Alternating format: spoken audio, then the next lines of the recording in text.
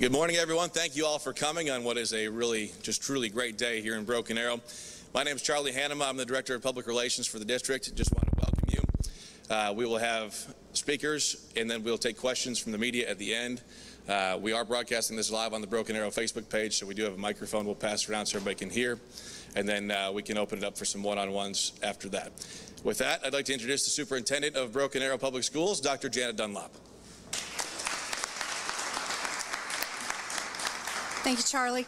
Well, welcome, everyone. This is a wonderful day for Broken Arrow and our community.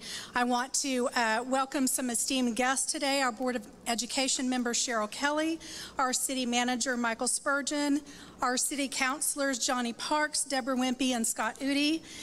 I also want to welcome Broken Arrow's own State Teacher of the Year, Miss Donna Grottle, our Oklahoma State Superintendent of Instruction, Joy Hoffmeister, and most of all, I'm honored to welcome our newly elected Governor of Broken Arrow and introduce Kevin Stitt.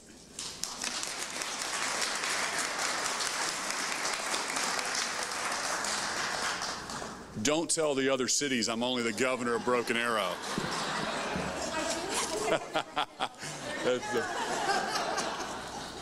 I am the Governor of Broken Arrow, but also all 4 million Oklahomans.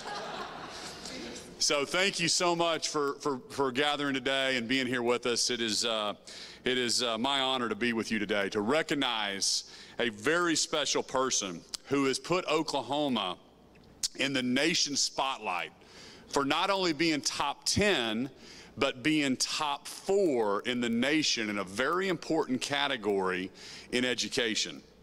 As this press conference is taking place right now, the Chief Counsel of State School Officers in Washington, D.C. is announcing that Donna Grottle has been chosen as one of the top 4 school teachers, public school teachers in the nation.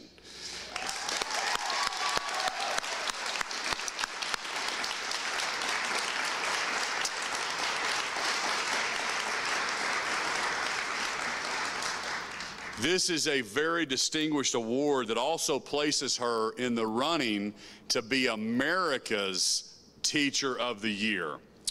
So Donna, congratulations.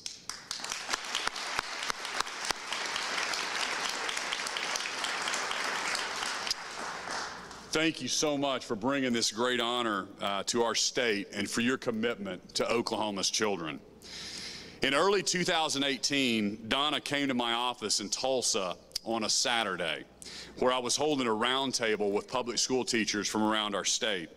She may not remember this meeting, but I remember Donna. I remember her passion for education and her thoughtful and visionary ideas to empower her students in her classroom. You see, Donna's teaching philosophy is that every student has potential. No matter his or her starting point, she knows that they can achieve it.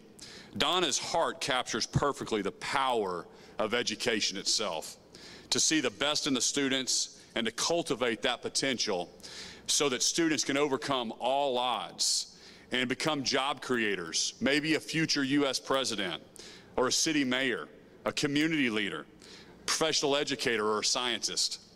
Donna spurs her students' imaginations and helps them dream big for the future. In ways, she brings her classroom to the world, and she brings the world to her classroom.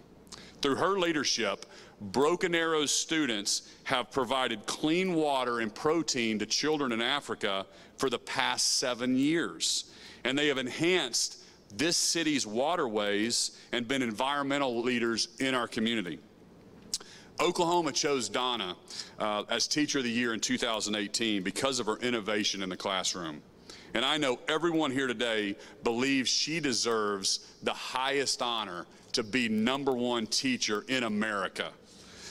Through her so Donna, I want to personally thank you for your advocate for students this past year. Thank you for showing up to advocate for your students also last year at my office. And I know I am so grateful that you are a teacher here in Broken Arrow. Thank you so much for what you do. And now I want to introduce our State Superintendent of Schools, my good friend, Joy Hoffmeister.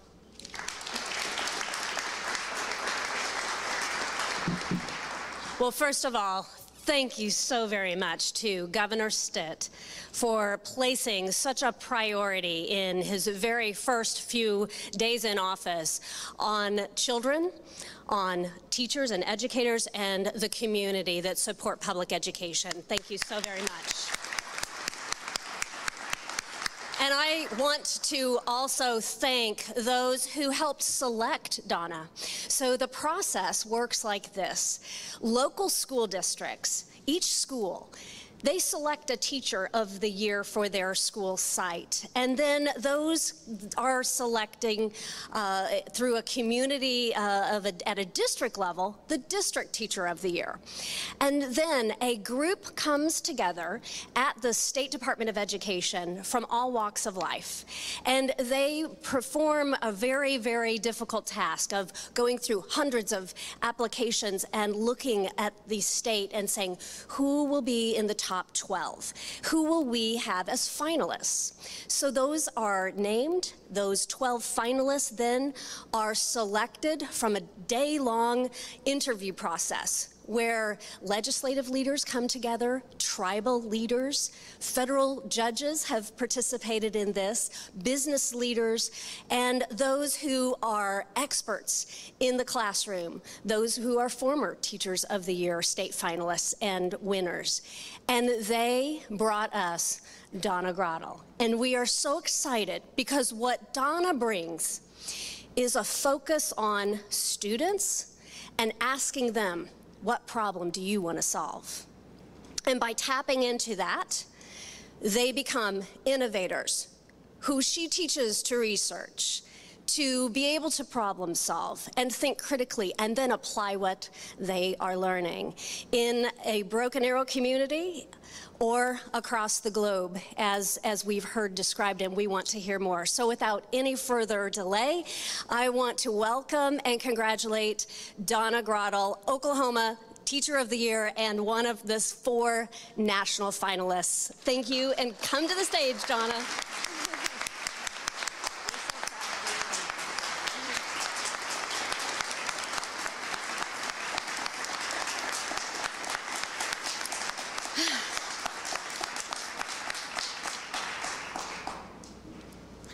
Thank you so much. You know, it's such an honor and a privilege to be named a finalist for the National Teacher of the Year. And thank you, Governor Stitt and Superintendent Hoffmeister, for being here to share this with us. And thank you, Dr. Dunlop, for letting us hold this press conference and for your constant support.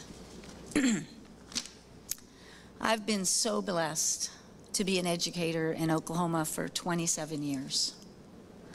It's been such a privilege to have met, worked with, and collaborated with so many wonderful people, many of whom are here today. I asked you to come because you have been with me on this journey.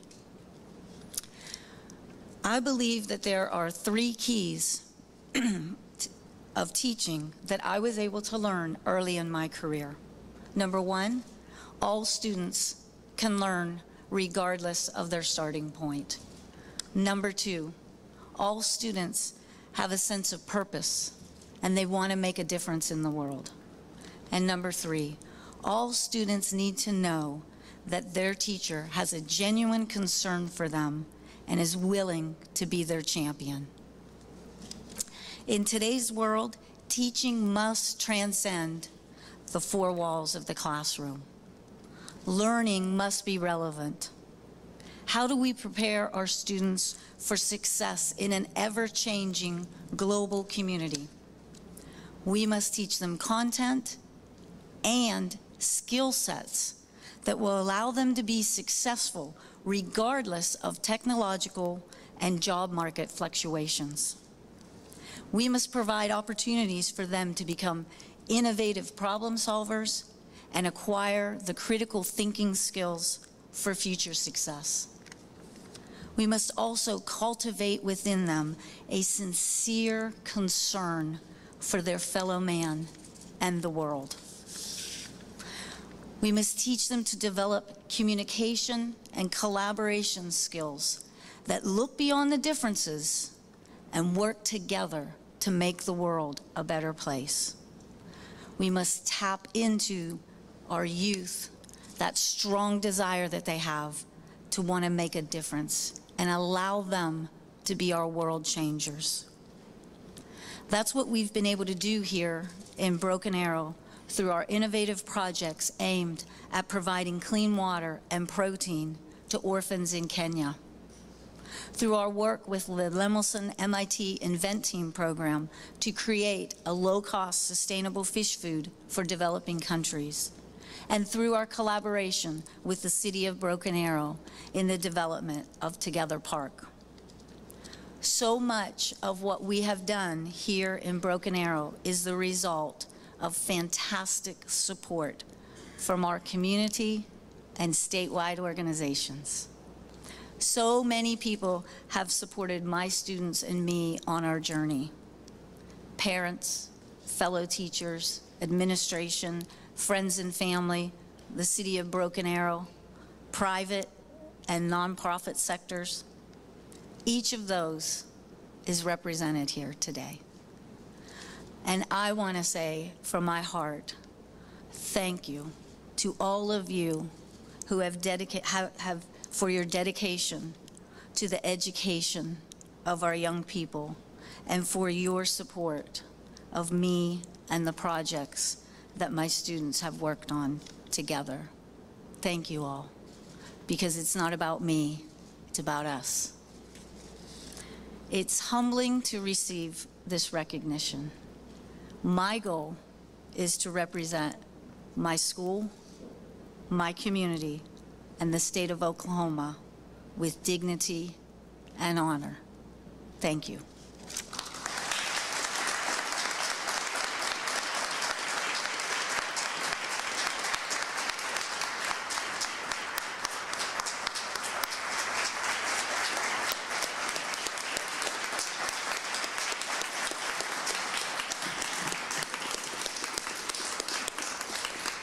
Thank you, Mrs. Grottle. Thank you, everyone, for coming. If members of the media have questions, we have a microphone and we can fire away at our Teacher of the Year. She's tough and can handle it. Emery, come on back up here. Mr. Grottle, if you were to go on to a national platform, what words would you have for teachers? What would you want to take just from Broken Arrow that you would like to tell other teachers that this is the way forward for education? Well, sort of what I said in my little address here is that, you know, education is not just a standalone. You can't teach alone anymore. You have to involve your community, your school community, your city community, state, national, international. The world is the classroom. So I would say that, you know, we have shown people how you can do that, and we know that it can be done because we've been successful here in Oklahoma. So I would just tell them our story and tell them about all the wonderful people and organizations that have helped support me along the way, and just say, here it is, we've done it. I'm interested in how teaching has changed. You mentioned, what, 27 years? So I'm thinking back to 1991, no internet, no cell phones. I mean, it was a different world. So what do you think has been the biggest change, and what do you anticipate in the near future? How are we going to see education evolve here in Broken Arrow and in Oklahoma? I do believe that technology has, of course, changed it tremendously because we have access to so much information. Young people will come in and you know, they'll be able to spew out all kinds of facts and things that they found on the internet, which is why I think it's extremely important that we zero in on those skill sets. Because you can have foundational knowledge and you can look up anything, but if you don't know how to apply those, if you don't know how to problem solve, if you can't take your thoughts and be able to analyze something and then communicate it correctly so that others can understand, if you cannot sit together and listen to other people who maybe have a different opinion of you and take and value that person and be able to take and analyze what they're saying and know what you think and be able to talk together and reason together, then we're not going to get anywhere. So even the technology allows, like, for example, in my classroom, we Skype with research people overseas. We can Skype with MIT. We can do things where we have instant access to the world that I never had when I grew up. So there's access to information, but we still need to make sure that we're cultivating those skills. Because as you said, because we have so much technology, they say, you know, a student who enters MIT, by the time they leave, what they learned is almost obsolete. So everything changes so quickly. So it's not so much facts, it's skills along with that foundational information.